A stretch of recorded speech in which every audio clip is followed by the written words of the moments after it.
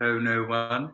Oh, hello. This is me, Russell Brand. Look on YouTube, answering your questions. If you're joining me live, I'm very, very grateful. If you're watching this in the future, I'm very grateful for that, just to demonstrate the liveness of the matter. I am late, someone says here. Feelings are not logical. There's a lot of people talking about the nature of the individual and the authority of the individual. And I suppose this being, this is one of the sort of dominant conversations of our time, isn't it? A lot of the Jordan Peterson versus identity politics is predicated on that theme. I'm sort of primarily doing this because my book, Recovery, Freedom for Our Addictions, is out on paperback. And even though this version of the book is absolutely rock bloody solid. So here are some of the questions that I'd like to deal with, and thank you all of you for your kind comments, and thanks for joining me. I'm very fascinated by that. I love his jumper. Thank you, Stephanie Gwinnett. Hello from Norway, says Suzanne. This should be interesting. It should be. It's got to be. I had a good day. Oh yeah, there's lots of people there. Okay, so listen. Hey Russ, says Ash, would you talk a bit more about how you curbed your sex addiction and why you no longer watch porn? I'm in recovery myself, but my addictions have now surfaced in other ways. I don't really have a handle on them at all. What do you do now when those impulses hit you? And what do you use to keep from acting on them? Cheers, mate. Now let me say firstly, if you were not long ago a crack and heroin addict and you're occasionally watching pornography, I don't think you need to torture yourself. That does indeed seem like progress. But ultimately for me, recovery becomes a spiritual process. And for me personally, I query the value of looking at pornography. I mean, just personally, I feel after I've looked at pornography, I don't generally feel better. Don't get me wrong, there's usually a moment in the midst of the pornography when I feel agitated and excited. It's not necessarily a cultural and ethical issue. It's more a personal, spiritual issue. But someone might say, I'm going to say that culture and ethics must arrive or be derived from personal and spiritual experiences on some level, mustn't they? The reason we don't steal, kill, hurt, maim is because we know those things are wrong. They feel bad to us. Now, how do I not look at pornography? Well, I recognise that often when I want to do something like look at porn or when I want to distract myself through objectification, it's because I'm feeling sad or unfulfilled. Often, I suppose, we do have erotic impulses that don't have any secondary negative connotations. You might just think, I really fancy that person, or I really feel like looking at porn, in which case it would be healthy. That's why I would never judge anybody else's use of pornography, just talking about my own. One thing I do is, if I'm thinking, I might look at some porn, sometimes like Belle, one of my other mates that's in addiction recovery with me, I'm thinking about looking at porn. What do you think about that? I think it's a good idea. And they'll normally go, it's not going to make you feel any better, mate, is it? How are you going to feel afterwards? Now, it's not something that you can be 100% successful at because, God knows, pornography, it's out there, isn't it? Another question along those lines, Lisa, she says, how do I maintain a balance of working my steps for codependent relationships while still maintaining a healthy dating life? Excuse me. I find myself using Tinder and numerous other dating apps like a candy store, which also isn't healthy and leads me to believe I might have other sex addictions to deal with as well. Look, Lisa, I think if your sexual behaviour is making you feel uncomfortable, unhappy, unfulfilled, or in any way diminished, then it's worth working a program around it. 1, admit it's a problem. 2, believe it could improve. 3, ask for help. You've already approached it in this according to this methodology. I reckon, look, it's difficult, isn't it? An app that Tinder and other comparable apps do commodify sexual behavior. They make it accessible to you. You can just swipe your way through a visual orgy of human beings, perhaps on your way to an actual orgy of human beings. So again, this is not sort of a detached moral or ethical view. There was a time in my life when promiscuity was a sort of a common component. It was sort of how I lived. But in retrospect, it's not a way that I would like to live now. Not necessarily because it would be detrimental to others, although that's of course a factor, but because it wasn't positive for me. And really, is that what we're looking for? What are you looking for? You want some kind of real connection, don't you? You want to feel valuable and beautiful, and that your life has meaning and purpose. You're unlikely to find that by masturbating or meeting strangers on Tinder. So many of us, I think, are looking for something real. We're looking for love. And people have You know, what's the point of psychoanalysis? What's the point of religion? To help us to find some valuable, genuine, legitimate, and real connection. Jenny, which camera should I look at? Because I notice my eye contact seems to be on this one, but then there's also this one here. Which one is my? Really, split it. What you say? You've got opal shot to give you an option for an edit. Is that what you're doing? Oh, that's a good idea. Oh, look at Tracy. I don't like myself very much due to low self-esteem. How do I like myself a bit more without coming across as big-headed or arrogant? I find it really difficult to find positive things about myself. I think I use it as a defense mechanism because I'm always waiting on being brought down, so I do it first to avoid being hurt. I'm 42 and I've been like this most of my life. We're the same age, Tracy, and we have some comparable issues there. Sometimes I don't feel good enough either. What I've been instructed to do, guided to do, and what this program, the 12-step program, suggests we do, is if we want to feel better about ourselves, do esteemable things.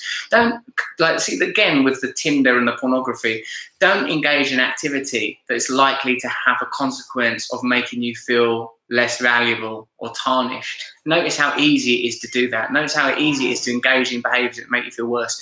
Eating food that's not good for you. Spending time with people that don't value you.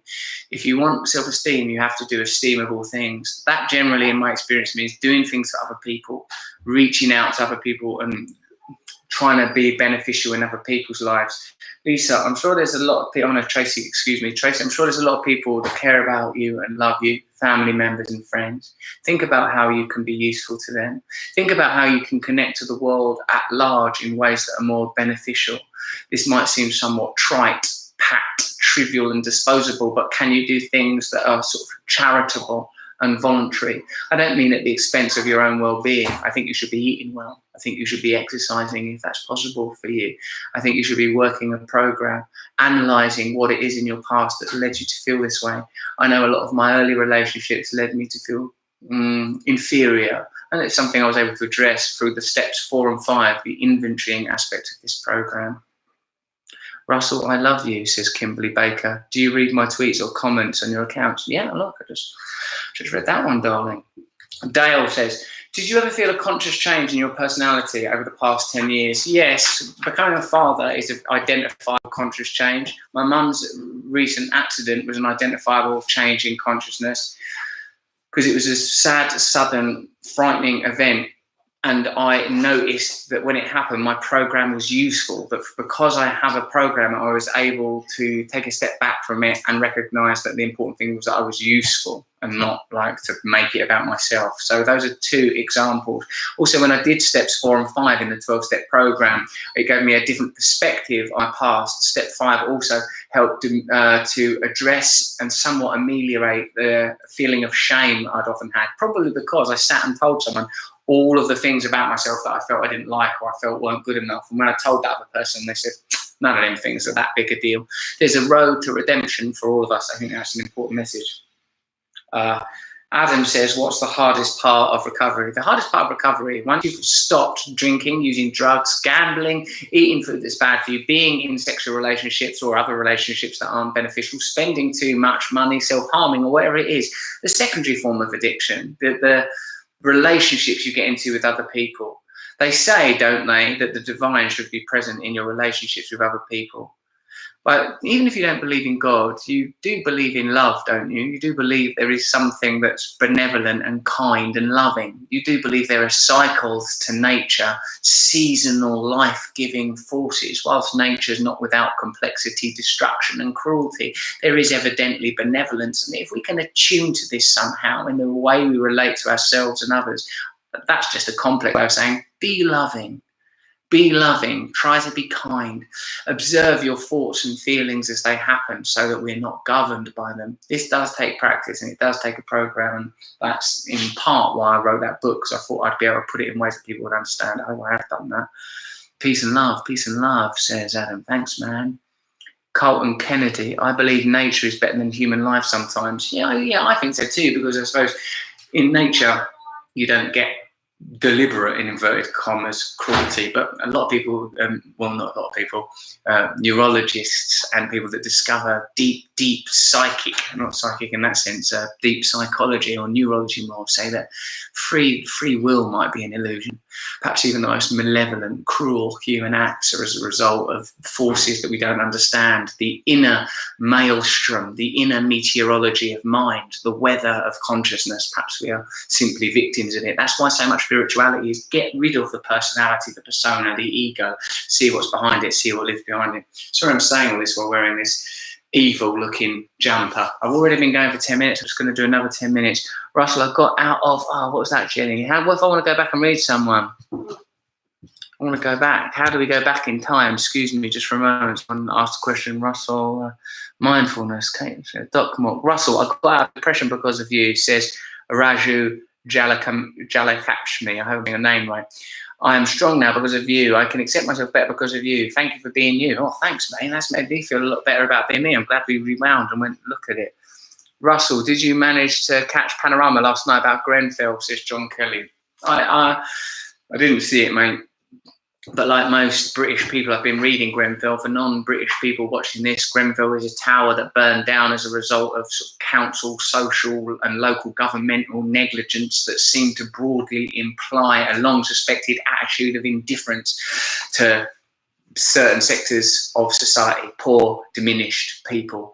So, and the Grenfell case has sort of galvanised people, brought people together, made people recognise. It sort of illustrated something that was long obvious, that the powerful don't give a fuck about poor people. I didn't watch that documentary, no, mate, but Grenfell's it's a powerful, powerful emblem, the burning tower. There is great, great meaning in that, great sadness, and it makes a lot of things obvious. I wonder how that will be resolved. I wrote about it. Check out on my website what I wrote about Grenfell. If you look in the writing part of russellbrand.com, write an article on Grenfell if you want more of my views on that, mate. Salam, Russell. Happy Ramadan. Is it Ramadan at the moment? Oh, nice one. Yeah, happy Ramadan, everybody. Right, Russell. Jen, come back. I need you to control this because people are saying stuff and I want to read it. Russell, how do we square our quest for self-realization with the imperative of social transformation? Christ, Thomas Fraser.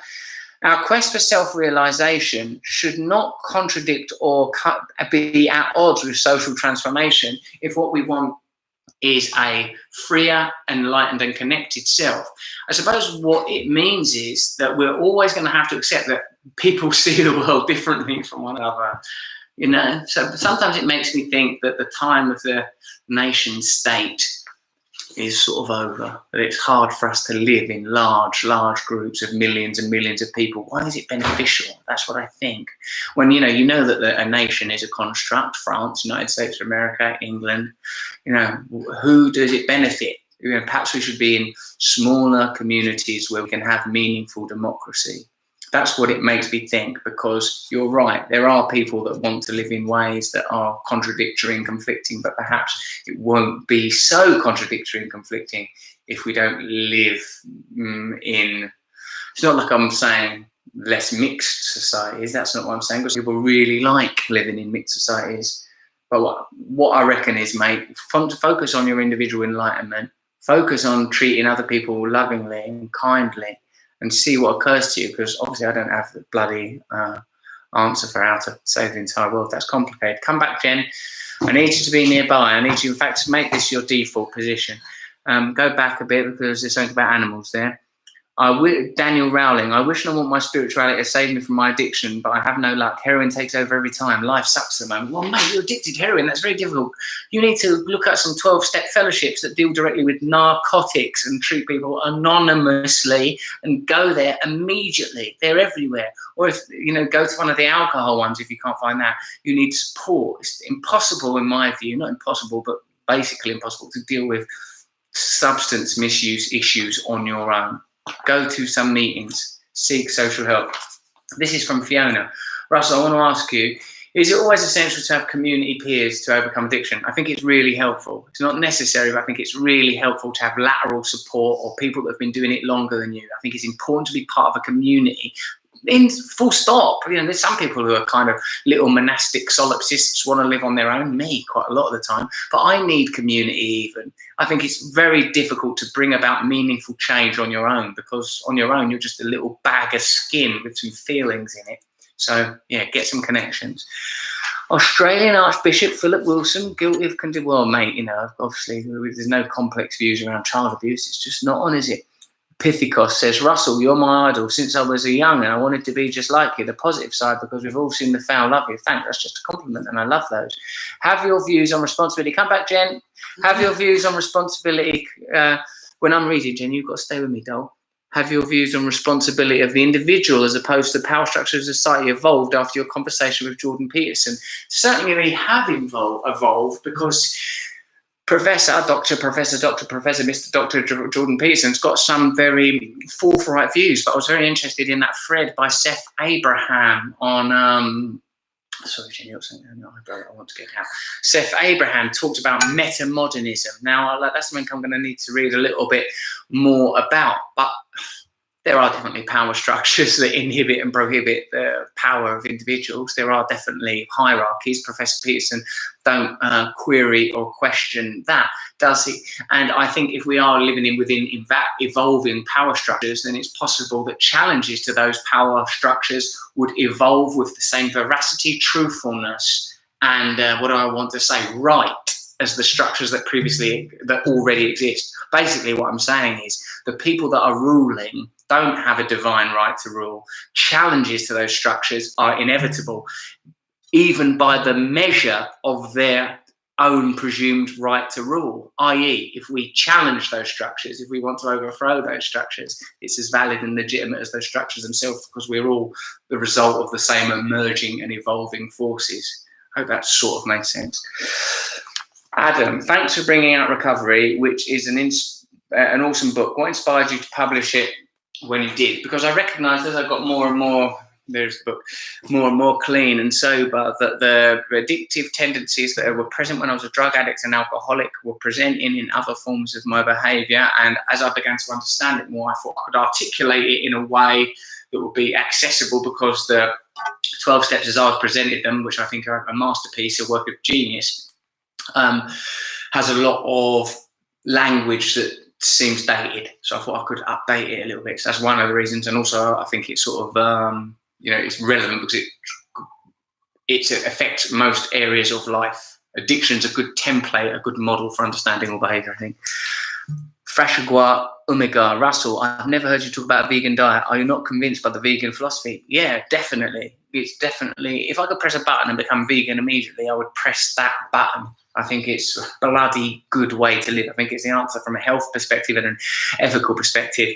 Every so often I'm like a little junkie around that cheese and I have a relapse, but there's no question it's the right thing. Talk about Kundalini.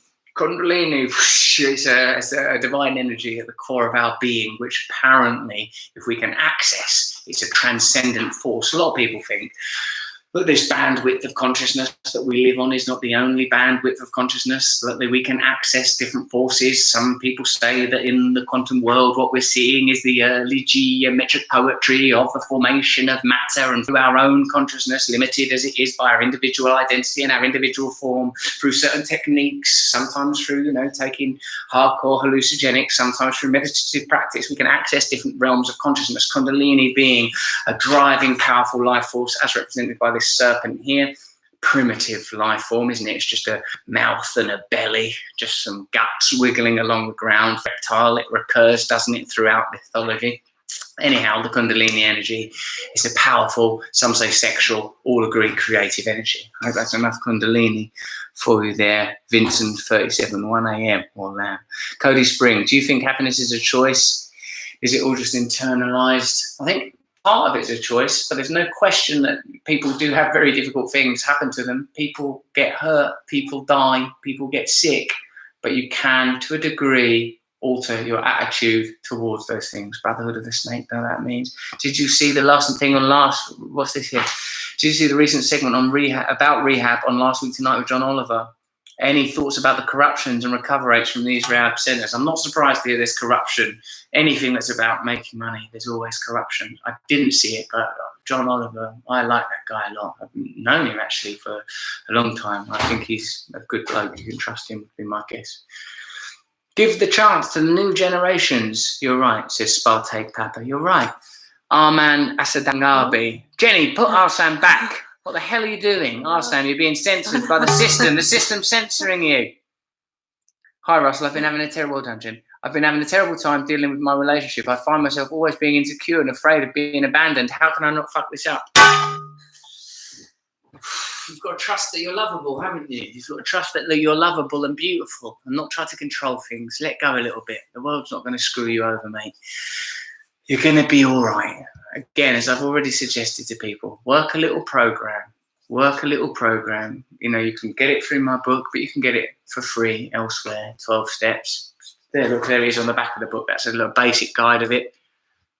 And then look at sort of 12-step literature available for people with alcohol problems, drug problems, sex problems, gambling problems, food problems. Use it to format your life. Find like-minded people. Choose mentors. Be benevolent and kind and loving. My friend Jenny here, who I work with, says this is £4 at the moment off Amazon. £4? So how much is a pint of beer in England now? 5. You shouldn't know that, alcoholic. So it's less than a pint of beer. You can cure yourself from all addictions. God, I don't know what it is to get a gram of Coke these days. How much is a gram of Coke? Jenny, how much is it for one of each? One brown, one white, brown and white. It's about £22. I found out you can get free for 25. And that's not the point. Drugs are bad. Books can be good. So yeah, check out my book, man. I mean, there are other ways you get that stuff for free. There's more to this than money. Hello, Russell. Love all your podcasts, especially the ones with Dr. Jordan Peterson. Will you have him on again in future? Yes. Yes, I will. What's the most useful thing you've learned about spirituality? Says Shalom McGivelry. Be loving, be kind. Don't be hard on yourself. Don't treat yourself bad. Don't talk bad about yourself. There's something divine and beautiful within you. Don't get in the way of it. All right, I'm going to clear off now. That seems all right, doesn't it? I hope you've enjoyed watching this on YouTube live or perhaps as a recorded thing. And if it was badly edited, that's the fault of Jenny May Finn. Sometimes you might find out on the internet as Django. Thank you, Jen, for doing your work here. Thanks all of you. I love you very much. Stay with us. We'll continue to evolve together. Bye.